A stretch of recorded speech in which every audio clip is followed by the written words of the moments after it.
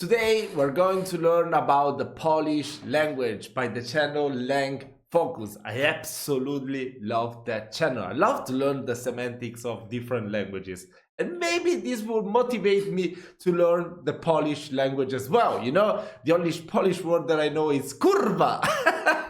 So you can get from that how stupid I must be.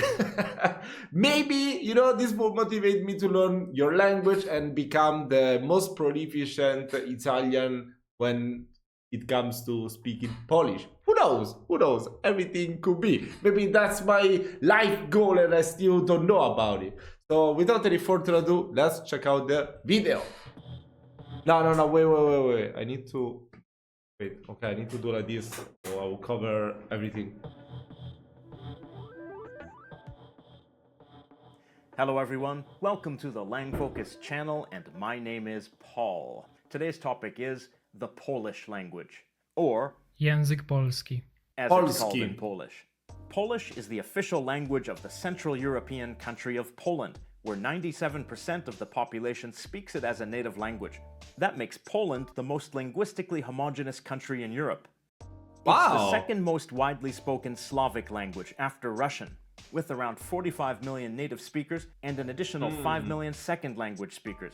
As you may know, Slavic languages are a branch From Germany, right? There's a region in Germany that speaks Polish as well, if I remember of correctly. the Indo-European language family. Between the year 500 CE and 1000 CE, Proto-Slavic gradually diverged into dialects, and by 1000 CE there were already distinct West Slavic, East Slavic, and South Slavic languages. And dialects of these three languages developed Kaszubien. What is Kaszubien? Polish, Czech, Slovak, Sorbian. Oh, okay, so it's related more to Czech rather than Russian, Ukrainian, Belarusian. Okay. into the languages of each Slavic branch. The West Slavic languages include Polish, Czech, Slovak, Sorbian, a minority language in Eastern Germany, and Kashubian, a minority language in Poland. Poland first became a state in the 10th century, around the time that Slavic was developing into various distinct languages. The unification of various Slavic tribes within one Polish state helped tie their dialects together as a single language. The Christianization of Poland took place in the decades following the creation of the Polish state, and along with that came Latin via the Roman Catholic Church, which became the formal written language and the language of the nobility. Polish continued to be the predominant spoken language among the general population, but Latin certainly had some influence on Polish because of its prestigious position. Polish was not a written language until the adoption of Christianity and the arrival of Latin. From that point on, vernacular Polish began to be written informally using the Latin alphabet. The oldest sample of written Polish that we know of is a list of names dating back to the year 1136. The oldest written Polish sentence that we know of dates back to 1270. Oh my god, look at that. Oh my god. The oldest Can you believe that I never understood this font? What's it called? Is it the Carolingian, right? The one that Charlemagne invented, I think. Oh my god. So complicated to understand. Yeah, when you think about medieval times, you always think about this font. oldest written Polish sentence that we know of dates back to 1270. There are more substantial texts from the 14th century onwards, as Polish became Yeah, this more looks commonly really written. cool. From the beginning, the Latin alphabet was insufficient for writing all the different sounds of Polish. So over time, Polish writers began using a variety of diacritics that have become part of the Polish alphabet and a characteristic part of Polish writing. During the Jagiellonian dynasty, Polish became an official language alongside Latin. Also during this time, cities were founded and administered under a German system of law, known as Magdeburg law. Due to the influence of this system of law, numerous German words entered Polish. German loanwords in Polish include Ratusz, meaning town council, and burmistrz. meaning mayor. Also, there had always been contact does that with sound Germanic like speakers, especially in the northwestern areas, all the way back to Proto-Slavic. So there are other Germanic loanwords in Polish that go back a long way. Latin remained an official language alongside Polish through the Polish-Lithuanian Commonwealth. But Wow, I do want to check out some. I mean, since we're reacting to a lot of the history of Poland, of course, the most important one that people care more about because it's pretty recent and it's still affecting daily life in Poland is the World War II. But I want to check out this too. I mean, 226 years of this Commonwealth. Wow. That's crazy. That's a lot. Wow. Gradually become more widely used by the nobility than Latin. In the 16th century, while Polish was becoming more standardized, it served as the vehicle for the golden age of Polish literature. It also became the lingua franca throughout much of Central and Eastern Europe, spoken by the ruling classes not only in Lithuania, but also in Ukraine and Belarus, which were mostly Wow, I had no idea. at the time. The third official language of the Commonwealth was Ruthenian, which was spoken in the eastern areas and would later develop into Ukrainian and Belarusian dialects. Bro, Polish what? was influenced by Ruthenian to some extent due to That's contact. crazy. Poland was erased from the map between 795 and 1918 after being partitioned between the Russian Empire, Austria, and the Kingdom of Prussia, and later the German Empire, which it was a part of.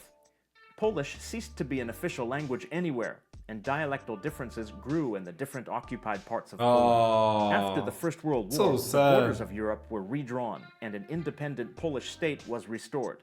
Lands which were considered historically Polish were taken back from occupying powers, but not all lands. The borders were once again redrawn after World War II, with the recovered territories being given from Germany to Poland, and the Soviet Union occupying eastern areas and making them part of Belarus and Ukraine. Many Poles were forcibly transferred from those neighboring countries to Poland, transferred being a euphemism for kicked out. This forced transfer of Poles from their homes to different dialect areas resulted in dialect leveling, the loss of dialectal differences. And transfer, in other words, expulsion of non-Poles to neighboring countries made Poland a very linguistically homogeneous country. Today, 4 main dialects of Polish are usually recognized, but the differences are now slight. There's Greater Polish, Lesser Polish, Masovian, and Silesian, though speakers often consider themselves a separate language community, and sometimes counted as Kashubian, which is generally considered a separate language but is closely related to Polish. So, what is Polish like? Pronunciation and orthography. Polish writing has a number of This is my first Polish that are lesson. quite striking at first glance. The Let's Polish alphabet Polish our Polish. has 32 letters, but there are also 7 digraphs. Oh, pairs 32 of letters. Which represent individual Wow. sounds. Notice that 4 of those digraphs feature the letter Z. This makes Z the most common letter in Polish writing. And notice that there are 2 additional letters that are derived from Z, which appear in another 2 digraphs. If you include those, people seeing Polish in writing for the first time will definitely notice the abundance of Z's and Z-like letters. But those 2 Z-derived letters are not the only special letters in Polish. There are 9 in total. This letter is pronounced W, while in Polish the letter W is normally pronounced V. Okay. These letters Like represent in German, nasal the vowels. W. More specifically, vowels Nasal vowels. followed by nasal semivowels. The exact quality of the nasal sound varies depending on the surrounding sounds, and the nasal sound is normally absent before W or in the nasal E at the end of a word. For example, this word is normally pronounced się, and is only Się. pronounced like this się. in very careful Się. formal speech. That's a little bit There like are some Portuguese with the noticeably long consonant nasal clusters vowels. in Polish. This one has a cluster of 5 consonants in a row, Bezwzględny. meaning ruthless. Then there's this one, Przestępstwo. meaning crime. It has a cluster of only My God, 4 it's so consonants, difficult. but there's also a digraph in this first cluster, which makes it appear to have 3 consonants instead of 2. So to someone looking at Polish for the first time, it probably appears to be full of long consonant clusters, even though some of them are just digraphs. Most simple Polish consonants are pronounced like their English equivalents, but note that C is pronounced as ts. And as I mentioned Ts, before, ts. W is pronounced V. And also note that the letters X, V, and Q are not used in Polish. The sound ks, usually represented by X in English, is spelled KS in Polish. One important feature of Polish pronunciation is hard and soft consonants, a common feature of I Slavic mean, even in languages. Italian, I think, Soft no? consonants are generally Even in English, palatalized, like a hard consonant pronounced x, together with a y sound. Aside from y and l, which are always soft, soft consonants are indicated by an accent above the letter or by an I following the consonant. For example, Oh, that's very useful. and sh, n and ny, p and py. Most of the digraphs we saw before Oh, so it's like Spanish with the N, with the little thing, the tilde A subset of hard consonants that derive from historically soft consonants. Why do hard and soft consonants matter? Because in Polish, some inflectional suffixes are different depending on whether they are preceded by a hard consonant or a soft consonant. Most consonants, specifically obstruents, stops, affricates, and fricatives, when they appear in consonant clusters, must all be voiced or voiceless. This results in voiced obstruents becoming voiceless when they come before or after a voiceless consonant. That's too For much example, information. Kwiat. Łódka. This also happens at the ends of words. This word meaning car, Samochód. and this word meaning doctor. Lekarz. This type of Lekarz. devoicing is one of the main things that keeps Polish from being a fully phonetic language. In other words, a language in which one grapheme equals one sound. Another thing is that the distinction between a few sounds has been lost, so that now these letters are pronounced the same. Ż. Ch. U. Grammar. Let's start with the Okay. word order of Polish. Yeah, I did hear that. I did hear that the Polish language, the grammar is, oh my god, it's one of the toughest in the world. I mean, I don't know. That's what I heard. Let's see if that's The true. unmarked or neutral word order in Polish is SVO, as in English. For example, Okay. Moje dziecko jest słodkie. meaning my child is cute or my child is sweet. The word order here is exactly like in English, subject, verb, complement. This sentence has no object, but the adjective here is a complement. Another example, Mężczyzna je obiad. which means the man is eating dinner. Subject, verb, object. Notice that there is no definite article in Polish, and actually there isn't an indefinite article either. Now, this is the unmarked or neutral word Yeah, that's order. a Slavic Polish thing, word order right? is quite flexible, and elements of the sentence can be moved in order to emphasize them. In the first sentence, we could emphasize my child by moving it to the end. Słodkie jest moje dziecko. In the second sentence, we could emphasize man by moving it to the end. Obiad je mężczyzna. So this sentence is Wow. now dinner eats the man. Technically, any word order is possible, though some sound unnatural and would What? be most suitable for written poetry or something. What the How could these words be hell? moved around freely like this? Really? Doesn't that get confusing? Yeah, The main exactly. reason is that Polish is a highly inflected language, and nouns, Hmm. among other words, have case endings, endings that tell us the function of the word in the sentence. Because the function of the word is obvious from its ending, then we don't need to use word order or syntax to determine the function of the word. Dziecko. Means child. This is the singular form in the nominative That's case, cool. which is usually used for the subject of a sentence, or a predicate adjective after a linking verb. There are 6 other cases in Polish. Wow, oh my god. Yeah, I mean, I'm learning Finnish right now, and Finnish has the same thing too. I used to learn Russian for a while. I started to learn Russian. I think I have the book here actually.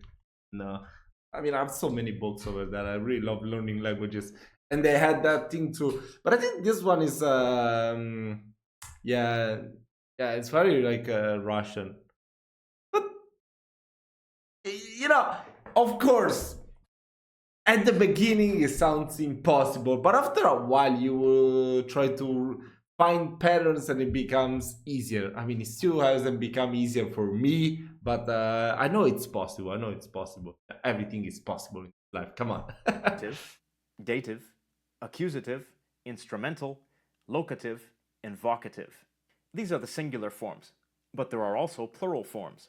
It's important to note that Polish has grammatical gender, Dziecko. is a neuter noun. That's In their most basic form, the nominative form, neuter nouns end in En. a, or There are also masculine and feminine nouns. Masculine nouns in their nominative form usually end in a consonant. An example is Chłopak. meaning boy. Some case endings differ between different types of masculine nouns. Compare Chłopak. a masculine person to Opa. Bank. a masculine object. Notice there's a difference in the accusative plural. The endings are different for masculine people on the one hand and masculine objects and animals on the other. For many nouns, this is also true for the nominative plural. Also notice But I think in a way it's simpler than Finnish, because you just change most of the times you just change the last letter, you know, to get a different word. In Finnish you have to add like 3 more letters at the end. Some words even change.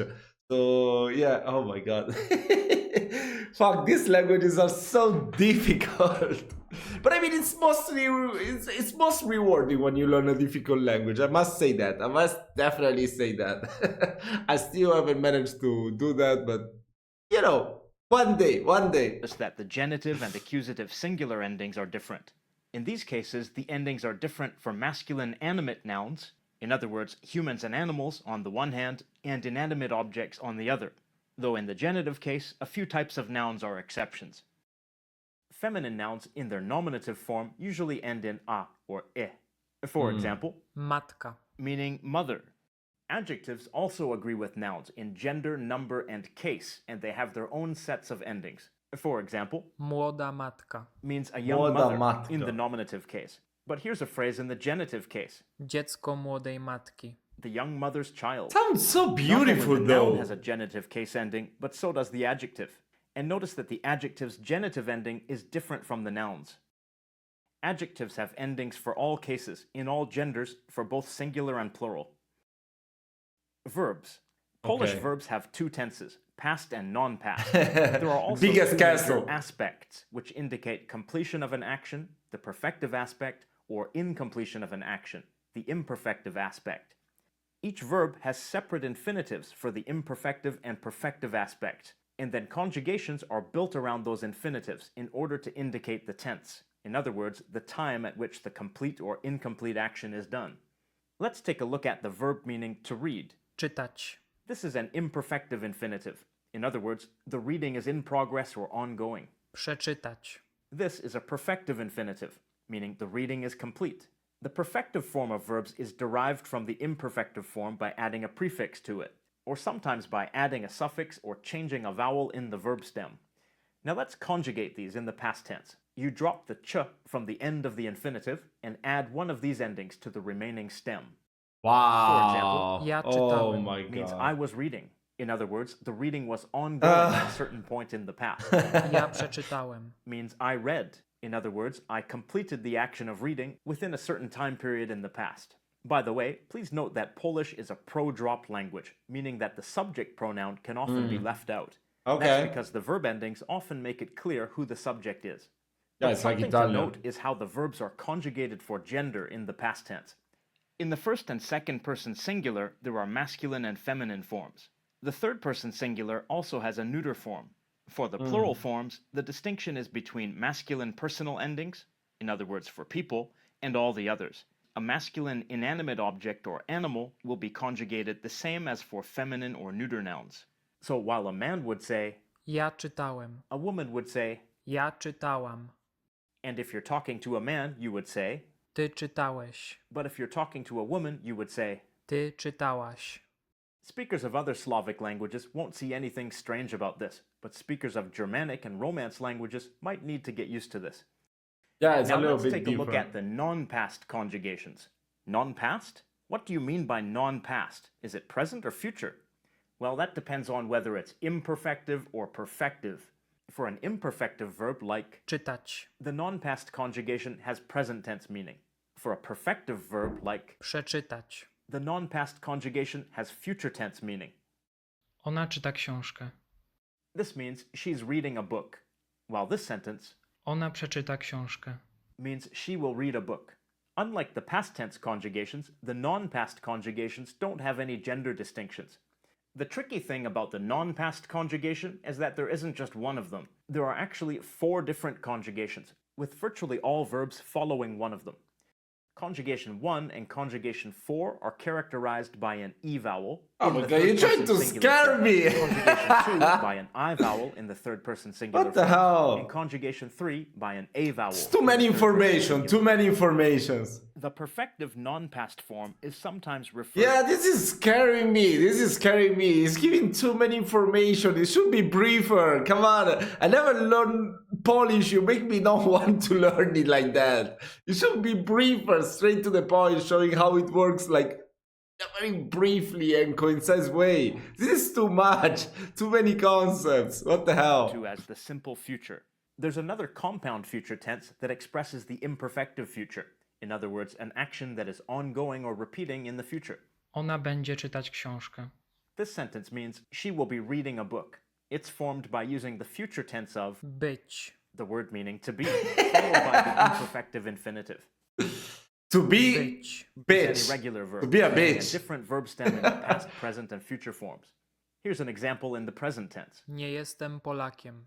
This Nie means I'm jestem not Polish. Polakiem. And Okay. as a quick side note, here we see how Polish negation works. You simply place the negation Nie. particle nie before the verb. Now that we've examined some of the major features of Polish, let's take a look at a few more sentences and see what we find. This sentence means, my father reads 2 books every day. Mój ojciec God. codziennie czyta 2 książki. Does he even have a Word for job? word, it's, my father, every day, read 2 books. First off, we see a possessive adjective before the noun Mój. meaning father. Possessive adjectives in Polish are inflected for the gender and number of the noun. Here the word Ojciec. meaning father Oh, in is Italian masculine too, and actually. singular. So the Depends on possessive masculine is in or its masculine feminine. singular form. And ojciec is in the nominative case. Next Codziennie. is an adverb meaning every day. The word for day is Dzień. Dzień. next. We see the third person masculine singular present tense form of the verb. Next, we see the number, 2. which means 2. Numbers 1 to 4 in Polish have different forms depending on the case and gender of the noun they are referring to. 2. Is feminine and is used for nominative and accusative case. Here it's the accusative. The number is feminine because the word for book is feminine. Książki. Is the plural form used for nominative and accusative cases, and here it's the accusative. A moment ago I mentioned that numbers 1 to 4 have different numerous forms. Numbers higher than 4 have only 2 forms. When counting masculine personal nouns, they are in the genitive case, and the nouns they refer to are in the genitive case, and when counting all other nouns, they are in the nominative accusative case. But the noun is still in the genitive case. So if we change the number in this sentence, say from 2 to 5, the sentence would look like this. My father reads 5 books every day. Mój ojciec codziennie czyta 5 książek. The number 5 has 2 forms, 5. for masculine people and 5. for all others, Oh my including god, objects this is like so books. complicated. Książek. This noun is in the genitive plural form. And one more sentence. This sentence means everyone likes him because he often laughs. Wszyscy go lubią, bo często się That's like śmieje. me. Word for word, it's everyone, him, they like, because, often, reflexive pronoun, laughs. First, we see the pronoun meaning everyone. Pronouns in Polish have different case forms. Since this is the subject of the sentence, it's in the Bro, this it's not even a vowel in here. There's not even a vowel in here. I can't wait to listen to the wow, that's crazy. I can't wait to hear the pronunciation. nominative case. Next, we see a personal pronoun meaning him. Personal pronouns also have different case forms. This one is in the accusative case. There are 2 other accusative forms. Jego, niego, go. Is used when the pronoun is not being emphasized. Lubią. Is the third person plural form of the verb, Lubić. meaning to like. This verb belongs to conjugation 2 and has an I vowel in the third person singular. Next we see Bo. a conjunction meaning because. And after that we see Często. an adverb meaning often. Next we see a reflexive verb meaning he laughs. Polish has lots of reflexive verbs, meaning that both the doer and the receiver of the action are the same. That may not always be obvious in terms of meaning, but in terms of grammar, that's how it works. This word się. is a reflexive pronoun which you simply add to the verb to form the reflexive. It has only one form. Finally, something simple in Polish. The verb here is in the third person singular present tense, and this verb belongs to conjugation 1. Let me take this part of the sentence and ask a question about it. Czy wszyscy go lubią? Meaning, does everyone like him? The way you ask yes or no questions in Polish is very simple. You simply add the question Oh, mark finally, something simple. to formulate another question. This means, who do they like? Kogo lubią? This is an open-ended question using an interrogative pronoun meaning who. Interrogative pronouns in Polish have different case forms. This one is in the accusative case. In the nominative case, it takes a different form. So if you wanted to ask who likes him, it would be Kto go lubi? Kto? is the Kto nominative. is always in Russian, right? Honorable mention. This is a last-minute addition to the video, but several Polish speakers have asked me to include this particular feature of the language. When talking about the presence of something in Polish, you use the verb Być. meaning to be. For example, On tu jest. means he is here. That seems straightforward. The unusual part is the negative form. Nie ma go tu. not it has him here. So this is like saying it doesn't have him here. But who is Wow. it? I don't know. But I suppose it's like a dummy subject in English, like when we say it's sunny. It doesn't really refer to anything. As you can see, Polish is an extremely interesting language, but it's also one that many learners find daunting and intimidating. But as with any language, there are people who learn it, whether they moved to Poland or they're simply deeply interested in Polish culture. Those people didn't learn everything about the language all at once. They learned certain pieces first, then they learned other pieces afterwards, until eventually they had a fuller picture of the language. So don't let the details of Polish scare you off if you have the interest and the motivation to go for it. The question of the day. To native speakers of Polish, what additional features of Polish would you like to tell us about? For example, are there any features of informal speech that you would like to share? And to students of Polish, what do you find most challenging about the language? Do you have any tips on how to deal with it? If you enjoyed this video, then please check out the various Langfocus social media accounts. And of course, as always, I want to That was a very interesting and informative video. And now I suddenly understand, oh my god, how difficult it must be for a Polish person to be learning a Romance or Germanic language like English or Italian, Spanish or any other language. I mean, as it looks so complicated for an Italian or an English person, a Spanish person to be learning your language, it must be super complicated for you as well to be learning one of our languages. Wow. I mean, it's totally different.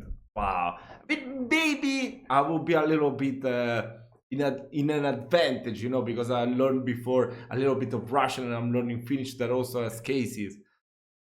But still, it's gonna be very difficult. But someday I definitely will be starting to learn this beautiful language. I really like the sound of the language, the pronunciation, even though it's very complicated. And I also like the mention at the end that says that everyone can do it. You know, everyone is scared because the language looks so different from the language that they speak. But still, come on, you can do it. I mean, I'm learning Chinese. That looks like impossible. You tell people I can speak a little bit of Chinese. I'm not fluent, but I can understand, let's say, maybe like 60%, 65% of a standard conversation. You know, I can communicate with people. It's a little bit difficult, but I can still communicate. The writing and reading, still a little bit off, but I can still understand, you know? So if you ask anyone, oh, can you speak Chinese? Seems like an impossible task, but I achieved it. So if I did it, anyone can do it as well. Hope you've enjoyed this reaction video. Whatever other suggestion you will have for Polish culture, Polish videos, just let me know down in the comments and I will take it in consideration for future videos. See ya, have a nice Sunday.